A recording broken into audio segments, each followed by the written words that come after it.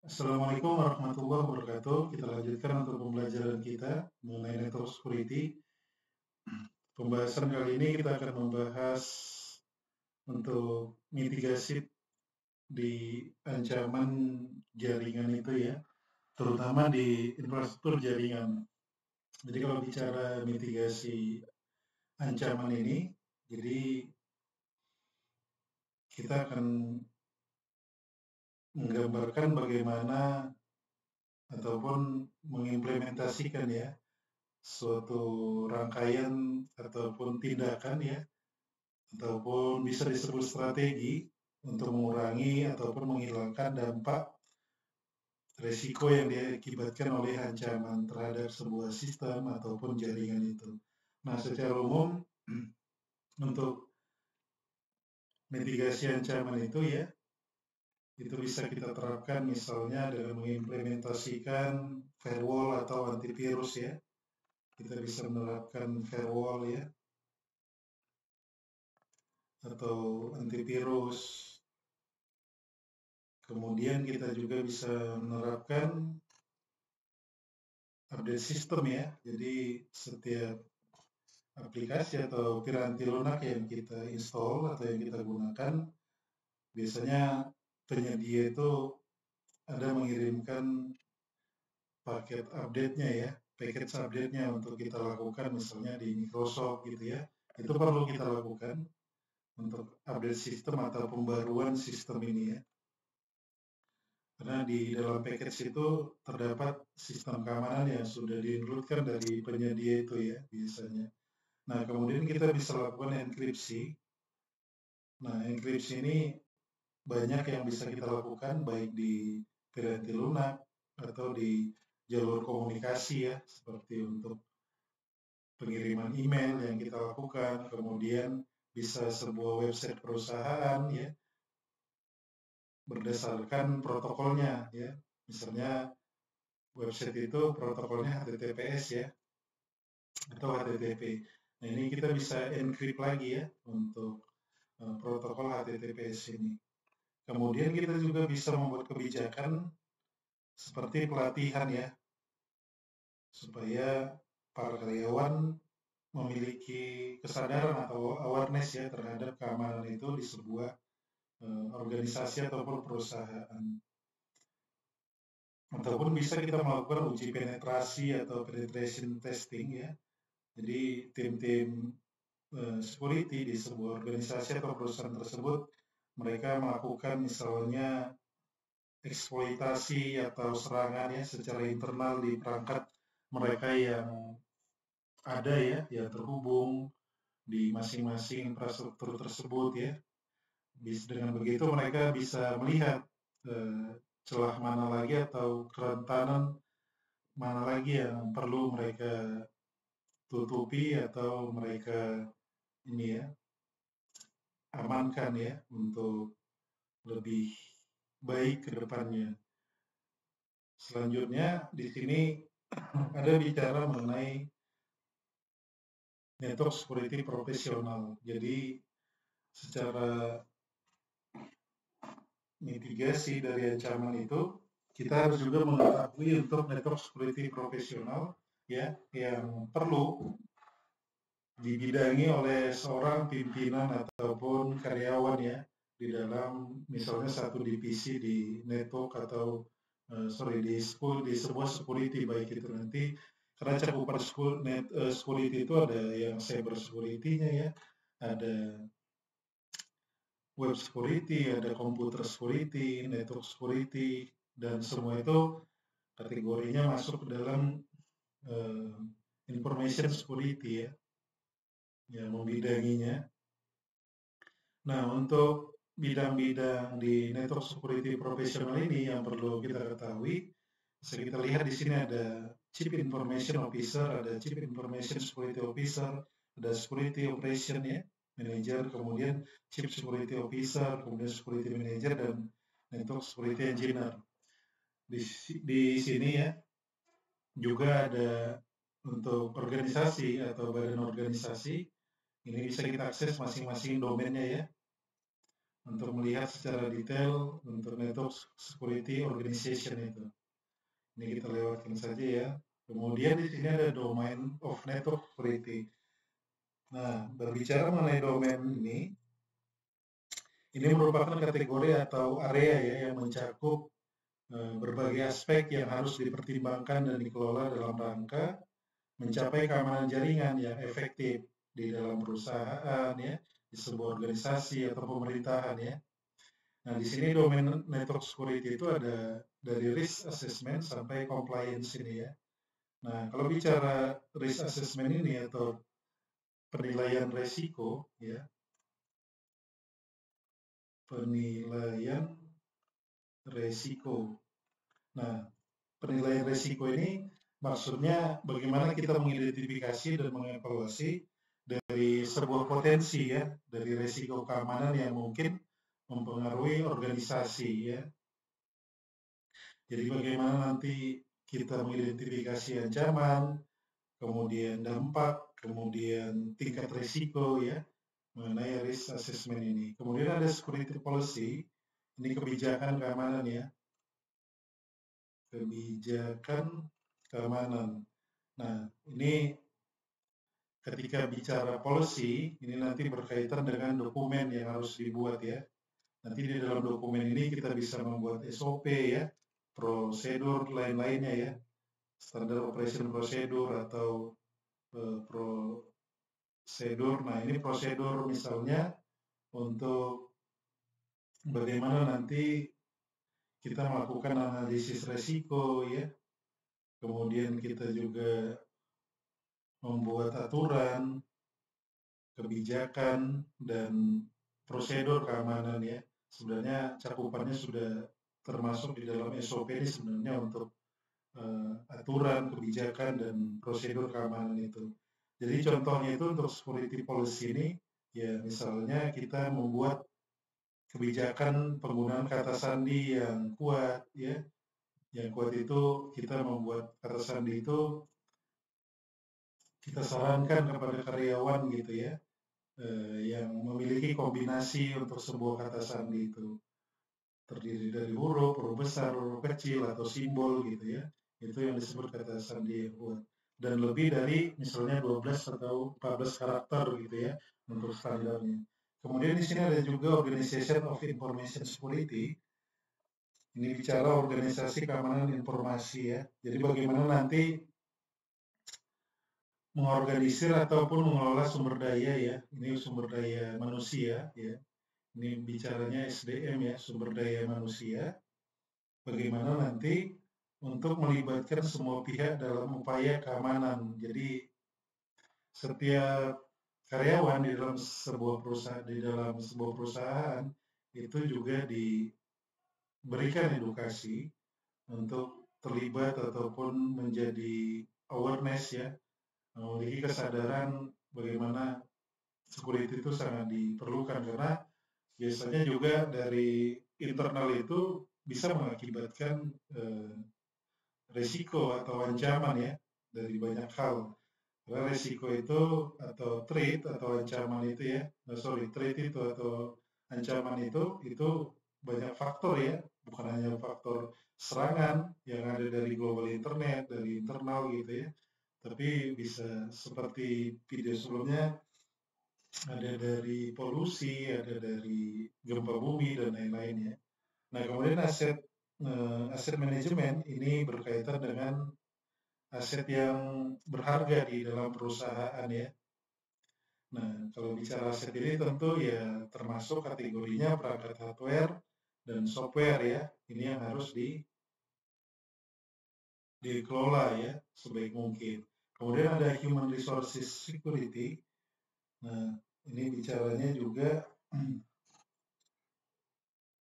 untuk memastikan ya bagaimana karyawan itu memahami dan mematuhi kebijakan keamanan. Ini biasanya ini dilakukan kalau di luar negeri itu mengecek background atau latar belakang dari seorang karyawan ya biasanya ini untuk human resources security ini. Kemudian ada physical dan environmental security ini bicaranya lingkungan ya. Bisa jadi lingkungan fisik ya, ya contohnya keadaan sekitar, kemudian environmental ini ya dari misalnya bencana alam ya, kemudian ada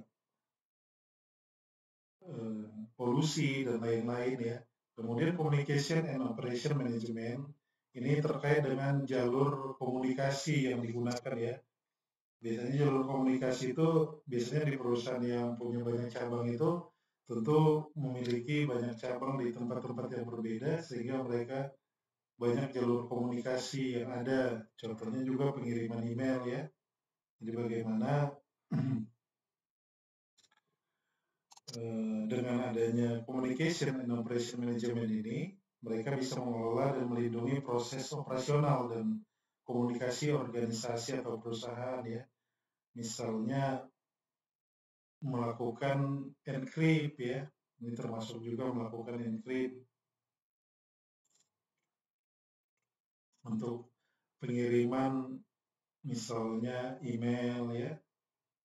Kemudian ada information system acquisition, development, and maintenance. Nah, di sini juga bagaimana contoh sederhananya itu ketika di dalam perusahaan itu ada yang tim pengembang gitu ya, tim developmentnya yang membuat misalnya aplikasi. Nah, di dalam aplikasi ini juga harus di include-kan sebuah security ya, baik itu bisa security ya, dengan metode kriptografi ya, banyak itu nanti teknik yang bisa digunakan. Jadi di dalam aplikasi ini juga di-include-kan atau dimasukkan sebuah security-nya. Kemudian access control ya, ini biasanya untuk privilege ya, ini bicaranya privilege. Nah, ini biasanya misalnya contoh sederhananya ke sebuah router ya, perangkat router ini kita tentukan untuk privilege ini ya, misalnya untuk network engineer-nya, network security, network administrator, mereka itu mengakses itu bisa kita kategorikan misalnya read gitu ya, bisa write ya, kemudian bisa full untuk aksesnya. Jadi kalau hanya read ini, itu hanya bisa mereka melihat gitu ya, tidak bisa melakukan misalnya konfigurasi. Jadi ini kita tentukan untuk privilege ini salah satu dari access control ini. Nah kemudian information security incident management. Nah ini berkaitan dengan disaster recovery ya. Jadi misalnya seperti contohnya perbankan itu dia kritikal ya. Jadi kalau dia punya data center di Jakarta, dia harus punya DRC-nya juga ya, disaster recovery centernya ya. Nah, bagaimana nanti ketika ini fall ya atau gangguan, itu bisa switch over ke DRC di sini ya.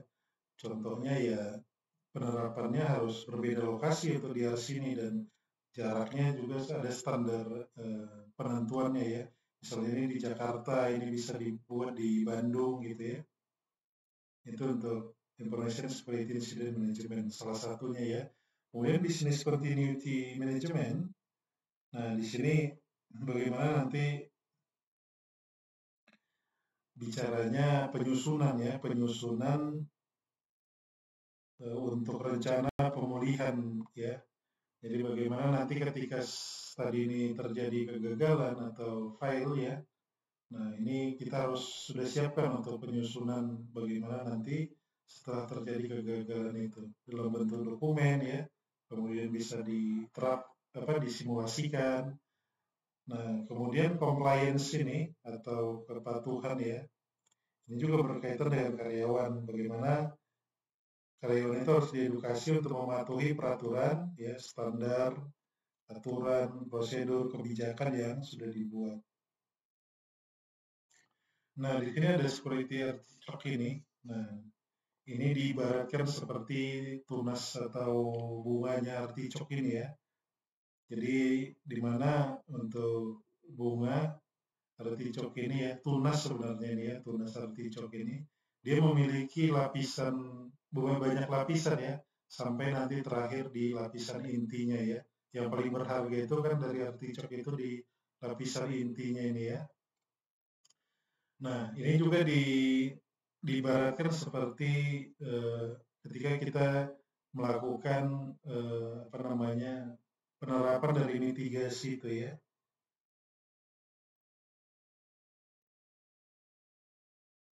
Jadi diibaratkan dengan security artichoke ini banyak lapisan yang harus kita buat ya, dan juga kompleks ya, baik juga dari pertahanan dari luar ya, lapisan terluarnya seperti ini ya, ada web application, ada buffer overflow, ada database, ada client side attack ya, sampai nanti di eh, apa namanya password di lapisan inti ya, password ya, karena password ini yang sangat kritikal ya.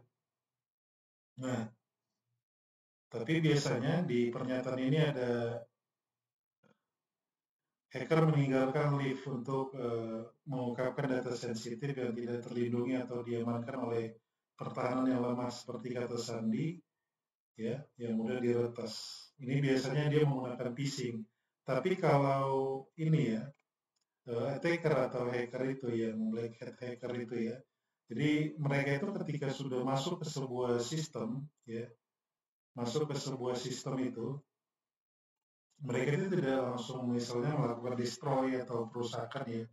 Mereka itu biasanya bisa jadi ini ya, meninggalkan misalnya sebuah software yang tidak bisa terdeteksi ya. Terlebih dahulu mereka mencari apa namanya tempat gitu ya, meletakkan software itu sehingga itu tidak bisa terdeteksi supaya nanti ke depan mereka bisa akses lagi itu ya secara mudah. Biasanya itu salah satu yang dilakukan oleh hacker ya atau attacker itu. Jadi saat mereka sudah tidak akses lagi ya, sudah selesai melakukan aktivitasnya, mereka meninggalkan sistem itu, tapi mereka sudah meletakkan atau menyimpan sebuah apa namanya software ya yang bisa mereka akses di kemudian hari. Itu yang biasa disebut backdoor ya. Bagaimana nanti backdoor ini apa namanya apa yang istilah yang sering digunakan ketika hacker itu meninggalkan ya sebuah sistem setelah mereka melakukan perusakan atau ketika mereka bisa mengaksesnya pertama sekali. Nah, selanjutnya di sini ada kebijakan keamanan berdasarkan 5 parameter ya. Di sini ada jenis perangkat yang digunakan untuk akses, identitas user, aplikasi yang digunakan, lokasi, waktu akses.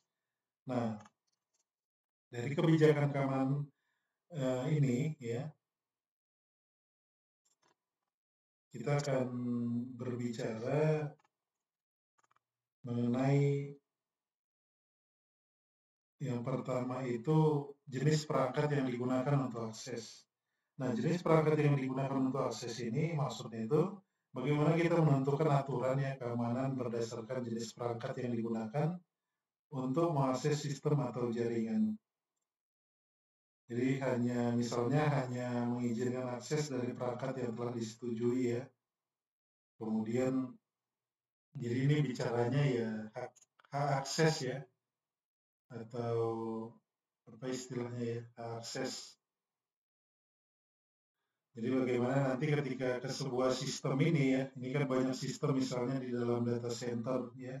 Jadi bagaimana kita membuat permit ya atau deny ya di dalam masing-masing perangkat ini ya. Itu kita bisa implementasikan.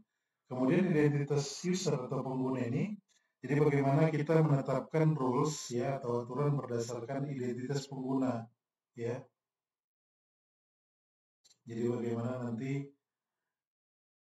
ini berkaitan dengan autentikasi ya, berkaitan dengan autentikasi. Kemudian aplikasi yang digunakan, jadi aplikasi yang digunakan ini kita membuat atau membatasi penggunaan aplikasi tertentu yang dianggap berisiko ya, misalnya ketika diinstal di dalam perangkat apa namanya, iya perangkat laptop, perangkat komputer pada apa namanya seorang karyawan ya. Ini harus kita pertimbangkan juga. Jadi tidak salah satunya contohnya yaitu aplikasi-aplikasi yang crack gitu ya. Itu yang banyak sebenarnya disusupi oleh misalnya malware dan lain-lain ya. Kemudian lokasi. Lokasi ini kita menyesuaikan kebijakan keamanan berdasarkan lokasi fisik atau jaringan tempat akses dilakukan ya. Nah ini berkaitan ya, jadi dalam denah misalnya bangunan ataupun dalam sebuah eh, tempat ya, penempatan perangkat-perangkat yang kritikal seperti server atau router yang yang ada di dalam infrastruktur kita itu kita harus tempatkan dia yang mungkin tidak banyak diketahui orang ya, supaya lebih aman ya untuk penempatan seperti itu. Itu yang dimaksud lokasi ini. Kemudian waktu akses. Nah, waktu akses ini ya berkaitan dengan misalnya ya ketika jam bekerja hanya ketika jam bekerja saja untuk karyawan tersebut bisa mengakses sebuah sistem yang ada di perusahaan tersebut. Tapi ketika sudah tidak office hour gitu ya, di luar jam kerja atau di hari libur, itu dia tidak bisa diberikan akses terkecuali ketika memang ada privilege tertentu untuk seorang karyawan itu biasanya di tim IT itu ya yang mempunyai privilege itu untuk mengakses perangkat-perangkat ataupun sistem di luar jam kerja ya. Itu bagaimana ketika kita mendefinisikan kebijakan keamanan ya berdasarkan 5 parameter. Nah, kemudian di sini ada best practice-nya untuk mitigasi common network threats ya. Jadi ada beberapa dari mengembangkan kebijakan keamanan tertulis ya. Jadi ketika bicara keamanan tertulis ini, kita menetapkan aturan atau pedoman ya untuk membuat kebijakan di dalam organisasi itu. Ini bisa kita buat SOP lah contohnya ya, Standard Operation Procedure. Kemudian mendidik karyawan tentang resiko ya. Kemudian ini yang paling perlu juga untuk validasi telepon ya, email ya, supaya nanti menyadarkan karyawan terkait ini ya, apa namanya, resiko ya atau potensi-potensi yang ada terhadap serangan ataupun virus ataupun sejenisnya ya terkait pendidikan atau edukasi ini. Kemudian mengontrol akses fisik ke sistem. Jadi ini contohnya ya. Contohnya itu mengontrol akses fisik ke sistem. Jadi di dalam sebuah data center atau di ruangan farm server itu ya, yang terdapat perangkat infrastruktur jaringan itu, bagaimana kita menggunakan sistem keamanan fisik ya, seperti contohnya kita menggunakan double door gitu ya, aksesnya kita bisa menggunakan fingerprint atau apa namanya, ya sejenisnya lah ya, menggunakan QR code ataupun menggunakan deteksi wajah ketika mengakses data center tersebut ya. Sekarang sudah banyak digunakan deteksi wajah itu ya untuk mengakses sebuah data center. Kemudian juga kita bisa membuat atau mengimplementasikan CCTV gitu ya. Kemudian gunakan kata sandi yang kuat dan seringlah untuk mengubahnya. Ini tentu ya ketika kita menjadi seorang karyawan apalagi di bidang IT ya, ini harus kita sering lakukan ya untuk mengubah kata sandi ya, supaya nanti kata sandi itu bisa ini ya, apa namanya, selalu update ya, maksudnya update itu ya ketika kita rubah tadi, jadi tidak mudah ditebak juga ya ketika apa namanya terjadi potensi serangan ya.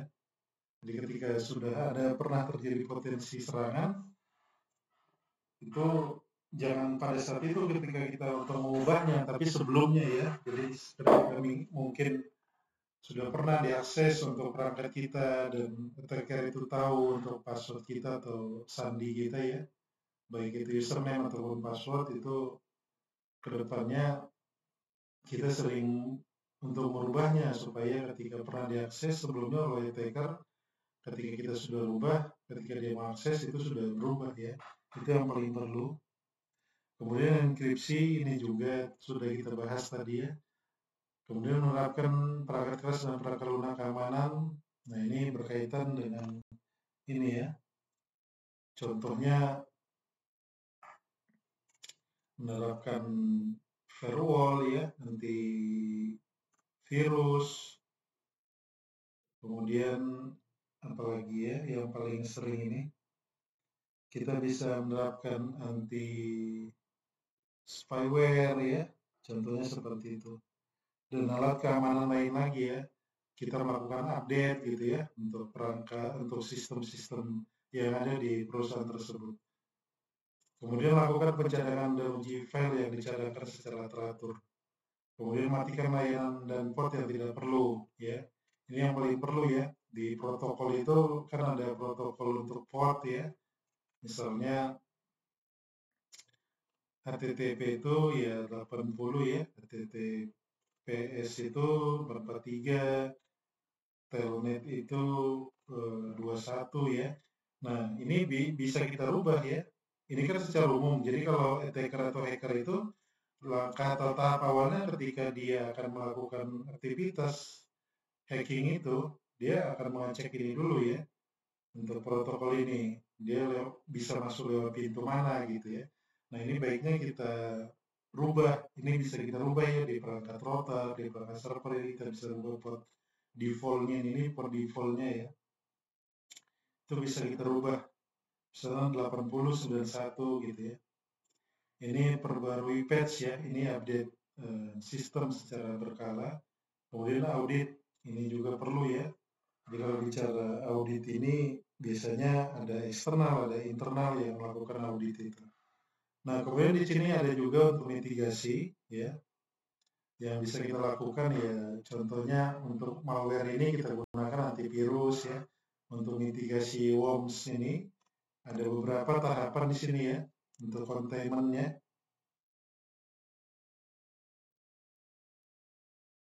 Nah, di sini ada inoculation ya. Nah, inoculation ini proses bagaimana kita melakukan proses untuk melindungi komputer ya yang sudah terinfeksi dari worms ini ya.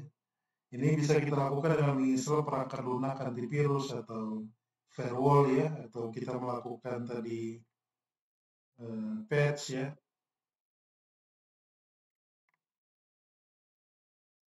Seperti itu ya. Kemudian ini kita melakukan karantina. Ya, karantina ini ya proses kita mengisolasi ya, mengisolasi komputer yang sudah terinfeksi si worms ini. Kemudian treatment ini ya, treatment atau perawatan ini ya. Bagaimana kita menghapus worm dari komputer yang sudah terinfeksi ya. Kemudian mitigasi reconnaissance attack ya.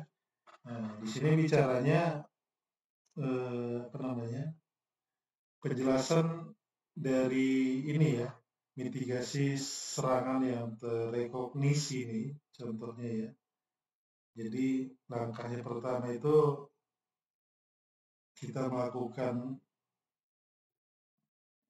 klasifikasi, kontrol atau pemantauan ya.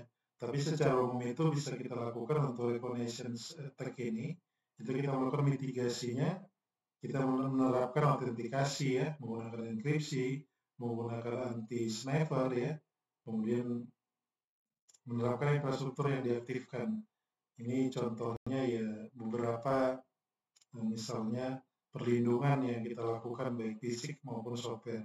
Kemudian menggunakan firewall atau IPS, Intrusion Prevention System ya, atau IDS sebelumnya ya, perkembangannya itu IPS dari IDS ini ya. Di sini juga ada ya Untuk mitigasi akses attack itu, kita diminta untuk strong password ya. Kemudian kita minimum kepercayaan, biasanya di internal ya. Contohnya itu ya kita tidak sembarangan memberikan mungkin komputer ataupun akses kita kepada teman atau rekan kerja kita. Kita bisa menerapkan kriptografi ya. Kita bisa melakukan patch atau update ya terbaru dari software atau aplikasi yang kita gunakan. Nah, di sini ada juga mitigasi DOS ini ya, denial of service ini. Itu banyak yang bisa kita lakukan, terutama untuk firewall ya. Dan banyak langkah-langkah yang bisa kita lakukan untuk mitigasi DOS ini. Nanti di video selanjutnya akan kita bahas juga bagaimana memitigasi untuk denial of services ini ya. Nah, untuk bab ini saya rasa sudah cukup ya, sudah habis. Silakan kalau ada pertanyaan bisa kita diskusikan di kolom deskripsi ya. Mudah-mudahan bisa bermanfaat. Terima kasih. Assalamualaikum warahmatullahi wabarakatuh.